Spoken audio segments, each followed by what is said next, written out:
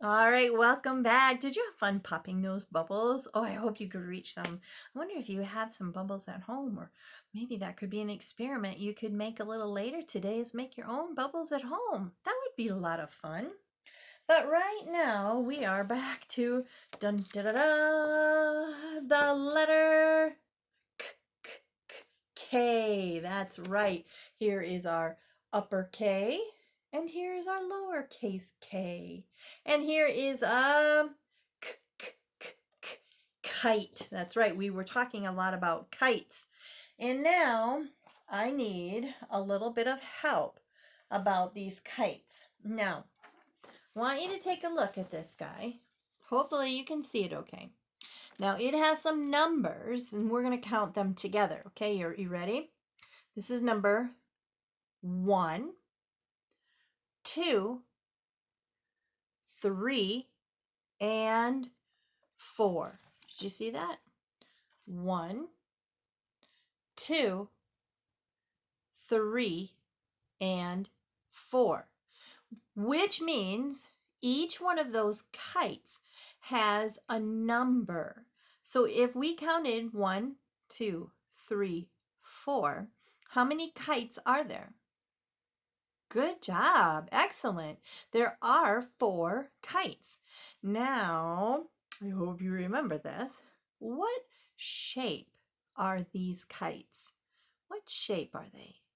That's right. Good job. They are all a rhombus or a diamond, one or the other. That's right. Good job. There are how many rhombus do we have?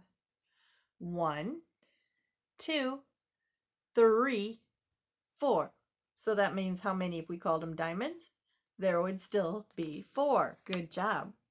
Now, we have some kites along the bottom here. I want you to take a look at those. Each one of those is doing something different. Now, we read a story earlier this week about Grandpa who made the kite for the kite contest. Now, do you remember what he made the kite out of? What did he make it out of? That's right. Did he make it out of paper? It's very similar to the kite we made and had my kite flying assistants help me fly. The best one that flew was the rhombus attached to the string. So here was the paper. And then let me take a look at these. So we're going to start over here. We'll pretend our smiley face is over here, right? Because this is the first side. This is the side that we want to start on. Now, we started with the paper, but then it has these wooden pieces ready to go flying. It also has the string, but if you look, is the string attached to the kite yet? No, not yet. It's there. It's ready to be done. And we've even still have our scissors waiting there. And this is the tail of the kite. You take a look at these guys right here. This is the tail of the kite. Okay? And it has these little bows. The bows are tied on the tail of the kite. Try to give it a little more. Remember when my kite assistant was trying to fly his kite and he doesn't have a really tail? It just all over like that. Well, these help to make it just fly and swoop and be a little more controllable. But all these things are here, but they haven't been attached to the kite yet, right? Oh, but then you take a look at this picture. Everything is put together. You see the string somebody is holding on the ground. It has some clouds. So that must mean this kite is where? That's right. Good job. The kite must be up in the sky. You're right. And the tail has been attached with all the ribbons. It's ready. It's up in the air. It's flying, isn't it? Wow. Now here, we're just getting ready. It looks like we took the piece of paper over here, right? But now we drew, did you practice tracing your rhombus? I hope so. That was why I asked you to try to do that. And I hope that you had a chance to make those trace that rhombus shape. Well, here they have made that rhombus shape, but now To make the kite work, do they just leave it drawn on there, or what do you think they have to do next? What do you think they're going to do in this picture?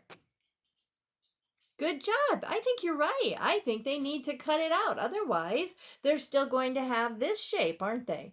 But they really want the rhombus shape to go flying the kite. So how many pictures did we have here at the bottom again? Let's count them just to make sure. 1, 2, 3, 4. We had 4 pictures down here. And again, up here on the top, how many blank kites do we have? 1, 2, 3, 4.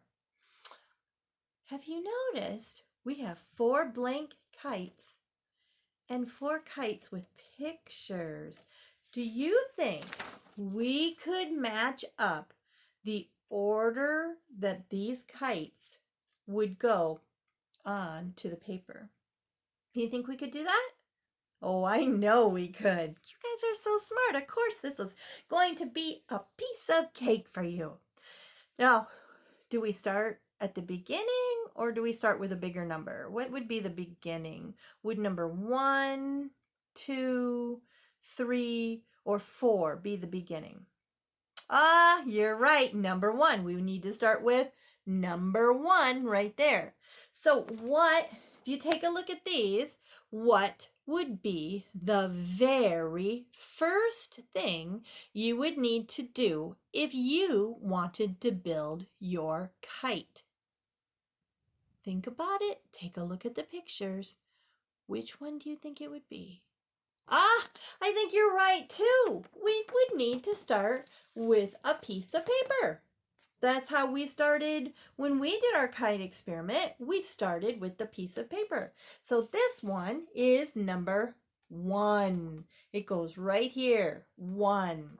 This is number 1. Well, you might think, oh, well, of course. It started on this side of the paper. The smiley face would be over here. So, of course, Mrs. Ryan, that's just how we read from this direction.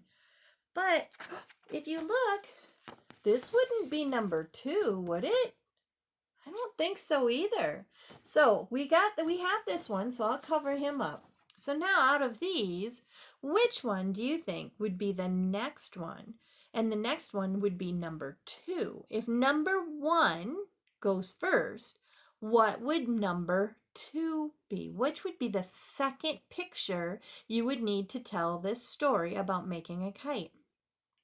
Would it be the one where it's all finished? Would it be the one that it's halfway finished? Or would it be the one that you just started making it?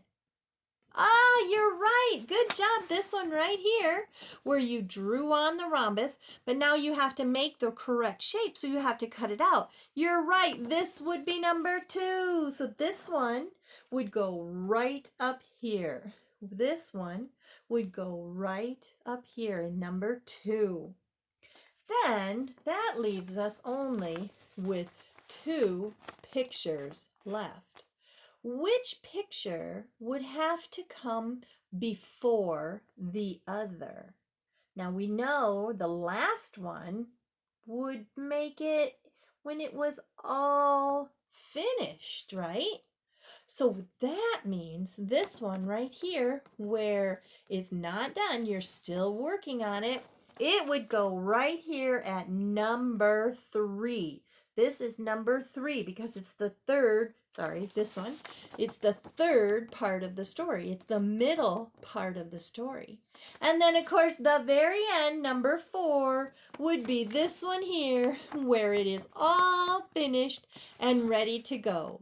So to put our story in order, we first get the paper, number 1.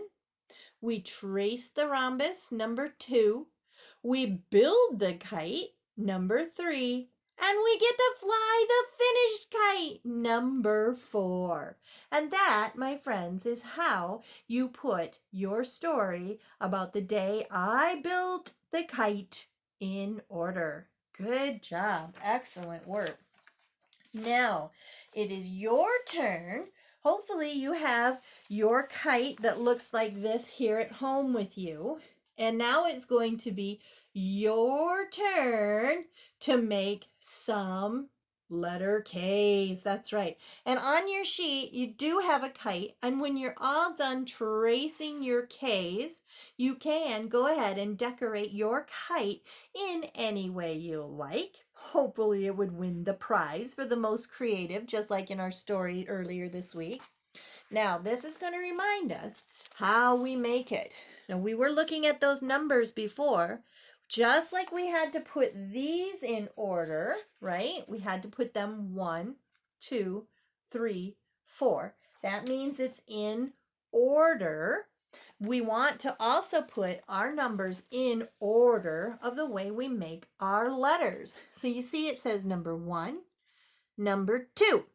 So it says it's only going to take 2 steps for us to make this. Big line down.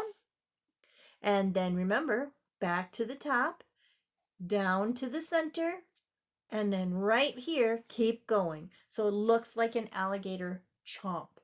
And our wood pieces up here at the top are going to help us remember big line down, then diagonal line, and then the bottom diagonal line. So it looks like an alligator's chomp. I mean, right here on our chalkboard, does that not look like a chomping alligator right there? Whoops, excuse me.